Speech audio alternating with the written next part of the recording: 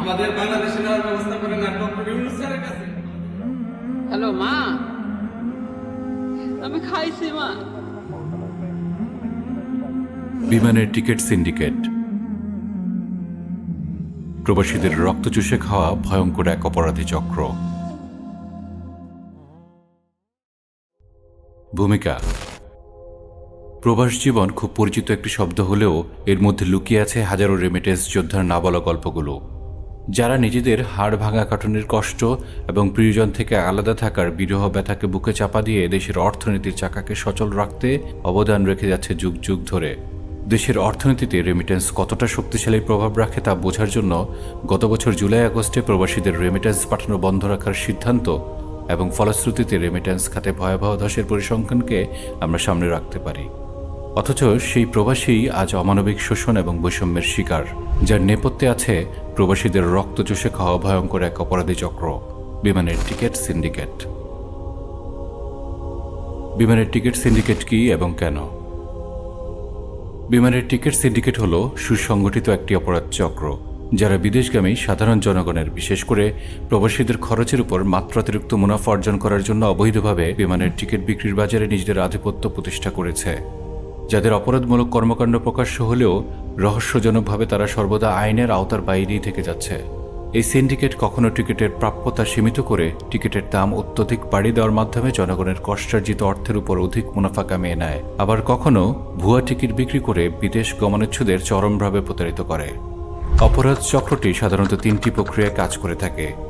প্রথমত, টিকিট কালোবাজারি; দ্বিতীয়ত, বৈধ এজেন্টের মাধ্যমে অবৈধ কার্যক্রম পরিচালনা; এবং তৃতীয়ত, অবৈধ রিজার্ভেশন এবং বাতিলকরণ প্রক্রিয়ার মাধ্যমে। কারা এই অপরাধ চক্রের প্রশ্রয়দাতা? গত বছর মে মাসে ঢাকা কুয়ালালামপুর রুটে টিকিটের দাম কৃত্রিমভাবে বাড়ানো হয়েছে। এই ঘটনার পিছনে বাংলাদেশ এয়ারলাইন্সের কর্মকর্তাদের একটি সিন্ডিকেটের সন্ধান পাওয়া গেছে বলে জানায় বেসরকারি বিমান চলাচল কর্তৃপক্ষ। বিমানের কয়েকজন কর্মকর্তা জানান, এই সিন্ডিকেটকে বিমানের পঞ্চপাণ্ডব বলা হয়, যারা মূলত সাবেক প্রধানমন্ত্রী শেখ হাসিনার ঘনিষ্ঠ কয়েকজন নেতার ছত্রছায়ায় গত 10 বছর প্রতিষ্ঠানটির নিয়োগ, বদলি, মামলা, পদোন্নতি এবং কেনাকাটা নিয়ন্ত্রণ করতেন। বিমানের কর্মকর্তা এবং কর্মচারীদের অভিযোগ, আওয়ামী লীগের ওই নেতাদের অদৃশ্য কালো হাতের প্রভাবে বিমানে গড়ে উঠেছিল পঞ্চপাণ্ডবের সিন্ডিকেট। নাম প্রকাশে অনিচ্ছুক বিমানের একজন কর্মকর্তা জানান, গত 10 বছরে এই সিন্ডিকেট বিমান থেকে লুটে নিয়েছে 1000 কোটি টাকার বেশি, যার অন্যতম হোতা হলেন বিমানের ডেপুটি জেনারেল রাশেদ মেহের চৌধুরী এবং বিমানের পরিচালনা পরিষদের সাবেক সদস্য ব্যারিস্টার তানজিব। মধ্যপ্রাচ্যগামী এয়ারলাইন্সগুলোর ভাড়া মাত্র 3 মাসের ব্যবধানে বেড়েছে 30 থেকে 40,000 টাকা। ফলে চরমভাবে আর্থিক ক্ষতির সম্মুখীন হচ্ছেন সাধারণ যাত্রী এবং প্রবাসীরা। এমন পরিস্থিতিতে সিন্ডিকেট ভাঙতে সরকারকে উদ্যোগ নেওয়ার দাবি জানায় যাত্রীরা। টিকিট কালোবাজারি বন্ধে একই দাবি উঠে এজেন্সিগুলোর পক্ষ থেকে। গত কয়েক বছরের টিকিট কালোবাজারির মূলোচ্ছেদ চান রেমিটেন্স যোদ্ধারা। হতাশা এবং ক্ষোভ নিয়ে প্রবাসীরা জানান, বিদেশ থেকে রাউন্ড ট্রিপে দেশে আসলে যে খরচ হয় তা দেশ থেকে বিদেশে গমন সিঙ্গেল টিকিটের সমান। এমন অরাজকতায় অসহায় হয়ে পড়েছে সাধারণ যাত্রীরা। এভিয়েশন বিশেষজ্ঞ কাজী ওয়াহিদুল আলম বলেন, শুল্ক ট্রাভেল ট্যাক্স বাড়িয়ে সরকার নিজেই টিকিটের দাম বাড়িয়ে দিচ্ছে, এতে চাপ বাড়ছে মানুষের উপর। এভিয়েশন খাতের সূত্রগুলো বলছে, দীর্ঘদিন ধরে উড়োজাহাজের টিকিটের মূল্য কৃত্রিমভাবে বৃদ্ধি করেছে সিন্ডিকেট। চক্রটি সংশ্লিষ্ট উড়োজাহাজ প্রতিষ্ঠানের কিছু কর্মকর্তার সাথে যোগসাজশ করে বাল্ক টিকিট বিক্রি করছে। ফলে যেসব রুটে টিকিটের দাম 40,000 টাকা, সেই টিকিট এখন কিনতে হচ্ছে 70 থেকে 80,000 টাকায়। এভিয়েশন বিশেষজ্ঞ অবসরপ্রাপ্ত wing commander ATM Nazrul Islam বলেন, যারা সিন্ডিকেট করে তারা এককভাবে করে না, এয়ারলাইন্সের সঙ্গে সম্পৃক্ততা না থাকলে সিন্ডিকেট করা সম্ভব না। উপরের তথ্যাবলীর আলোকে এটি তো দিনের আলোর মতো স্পষ্ট যে পুঁজিবাদের উপর গড়ে ওঠা জুলুমবাজ সরকার ব্যবস্থাপনার হাত ধরে মূলত গড়ে উঠেছে বিমানের টিকিট সিন্ডিকেটের এই অপরাধ চক্র, যেখানে খোদ সরকারি মন্ত্রী আমলারাই ছিল এই চক্রের প্রশ্রয়দাতা। এরাই হলো পর্দার আড়ালে থাকা মূল কালপ্রিট, যারা এই সিন্ডিকেট গড়ে তুলেছে এবং এদের নিরাপত্তা দিয়েছে। সিন্ডিকেটের মূল ভুক্তভোগী কারা? আমাদের জানা প্রয়োজন, এই রক্তচোষা সিন্ডিকেটের মূল ভুক্তভোগী আসলে কারা। কারা সেই হতভাগা যাদের রক্ত ঘাম করা পরিশ্রমের বিনিময়ে অর্জিত অর্থ সিন্ডিকেটের উদরপূর্তির জন্য আত্মসাৎ হয়ে যাচ্ছে। চলমান ঘটনা প্রবাহ থেকে এটা সহজেই অনুমেয় যে এই চক্রের সবচেয়ে বড় ভুক্তভোগী হচ্ছেন প্রবাসীরা। অসুস্থ বাবা মাকে দেখতে আসা অথবা প্রিয়জনের বিদায়ে শেষ সাক্ষাৎ কিংবা ঈদের আনন্দ পরিবারের সাথে ভাগাভাগি করা, এই সব কিছুই যেন প্রবাসীদের এক একটি দীর্ঘশ্বাসের কারণ। কিঞ্চিত আনন্দ লাভের আশায় কিংবা কোনো বিশেষ প্রয়োজনে চাইলেই দেশের মাটিতে পা রাখার সুযোগ হয় না তাদের। এবার ঈদে আর বাড়ি যাওয়া হবে না, টিকিটের যা দাম। গেল বছর ঈদে বাড়ি আসা প্রসঙ্গে বলতে গিয়ে এভাবেই দুঃখ প্রকাশ করেন মালয়েশিয়া প্রবাসী সাইফুল। ৩৫,০০০ টাকার বিমান টিকিট ৬৫ থেকে ৭০,০০০ টাকায় কিনতে হচ্ছে বলে আক্ষেপ প্রকাশ করে প্রবাসীদের রেমিটেন্স পাঠানো বন্ধের আহ্বান জানান এক যাত্রী। একই রুটের দুটি দূরত্ব, কলকাতা থেকে দুবাই এবং ঢাকা থেকে দুবাই। এই টিকিটের পার্থক্য বিশাল।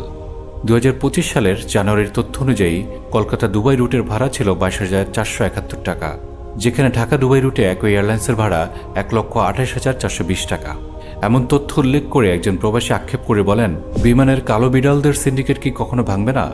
সাম্প্রতিক সময়ে লিবিয়ার রাজধানী ত্রিপোলিতে শ্রমিক ভিসায় যাওয়া ২৭ বাংলাদেশিদের একটি ভিডিও সামাজিক যোগাযোগ মাধ্যম ইউটিউবে বেশ আলোড়ন সৃষ্টি করেছে। কর্মস্থলে শারীরিক এবং মানসিক নির্যাতনের শিকার এই প্রবাসীদের অভিযোগ, দীর্ঘদিন তাদের বেতন এবং বোনাস দেওয়া হচ্ছে না। চার দেওয়ালে বন্দী জীবনে নেই চিকিৎসা এবং সেবার সুযোগ। প্রয়োজনে পরিবারের সাথেও যোগাযোগ করতে দেওয়া হয় না। রিক্রুটিং এবং নিয়োগ সিন্ডিকেট তাদের সাথে প্রতারণা করেছে। কান্নারত অবস্থায় এই কথা বলতে গিয়ে অন্তর্বর্তীকালীন সরকারের কাছে দেশে ফিরে আনার আকুতি জানান নির্যাতিতদের একজন। আমাদের বাংলাদেশে নেওয়ার ব্যবস্থা করেন আর ডক্টর ইউনূস স্যারের কাছে আমাদের এই ভিডিওটা পৌঁছে দেন। আমরা লিবিয়া খুব মানবতার জীবনযাপন করতেছি, আমরা খুব কষ্টে আছি, আমাদের ফ্যামিলি কষ্টে আছে। আবেগঘন আরেকটি ভিডিওতে দেখা যায় ঈদের দিন কান্নারত কণ্ঠে নিজের মাকে সান্ত্বনা দিচ্ছেন আরেক প্রবাসী ভাই।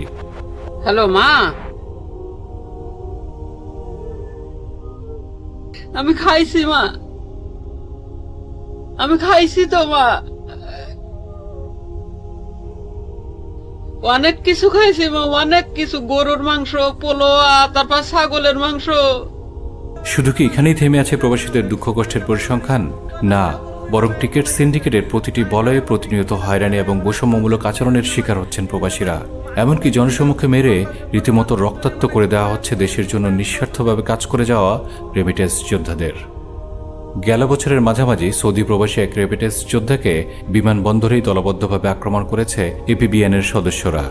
বিগত এক মাসে এমন বেশ কিছু ন্যাক্কারজনক ঘটনা ঘটেছে, যেখানে দেখা গেছে নিরাপত্তা কর্মীরা কোনো প্রবাসীর সাথে হাতাহাতি করছে, কখনো দলবদ্ধ আক্রমণের শিকার হচ্ছেন প্রবাসীরা, আবার কখনো নৃশংস আঘাতে রক্তাক্ত করা হচ্ছে তাদের। এখানেও থেমে যায়নি প্রবাসীদের দুঃখ কথা।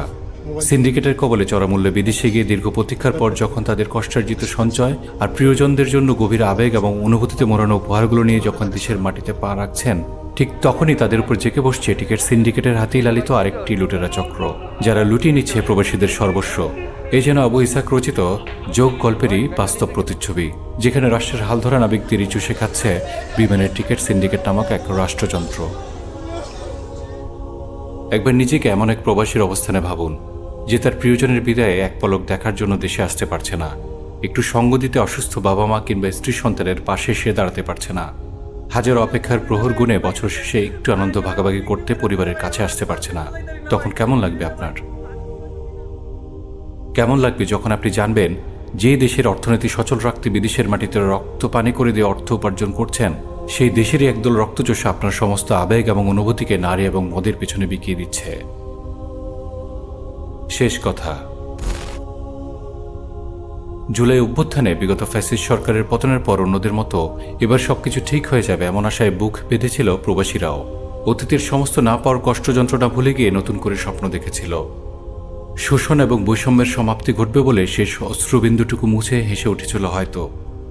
কিন্তু আমরা দেখতে পাচ্ছি জুলুমবাজ আওয়ামী শাসনের দুঃস্বপ্নের ঘোর কাটতে না কাটতেই পুরনো সেই অতীত একই ভঙ্গিমায় ফিরে এসছে।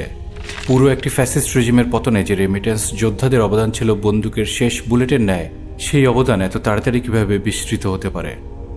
প্রশ্ন থেকে যায়, রেজিমের তো পতন হলো, তাহলে কোন সে শক্তি যার বলে বিমানের টিকিট সিন্ডিকেট এখনো ধরাছোঁয়া এবং জবাবদিহিতার বাইরে? তবে কি প্রবাসীদের দুঃখ কষ্ট দেখার আসলেই কেউ নেই?